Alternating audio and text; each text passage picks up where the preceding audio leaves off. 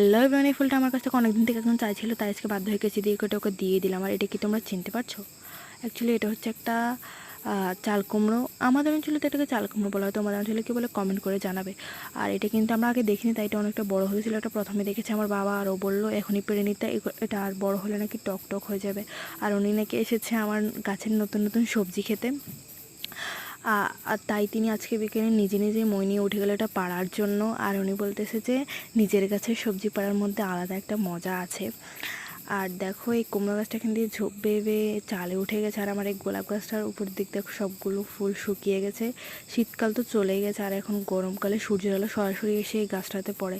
আর এই বেলি গাছটা তো এবার আমাকে অবাক করে দিয়ে অনেকগুলো কুড়ি এসেছে, যে সাধারণত এই গাছটাতে এত কুড়ি আসে না কোনো সময়, এইবার প্রথমে এতগুলো কুড়ি এসেছে। আর এই সাইডটাতে যখন সবগুলো কুড়ি একসাথে ফুটবে তখন অনেক সুন্দর দেখাবে।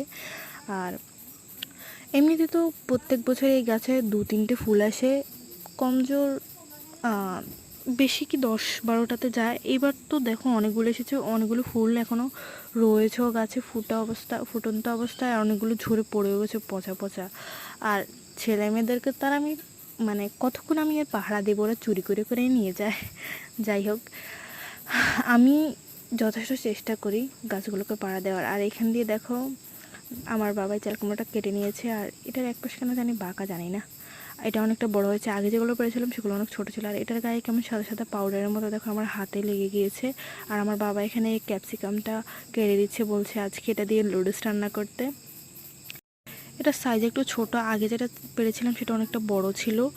আর আজকের মতো এই পর্যন্ত, টাটা, বাই বাই।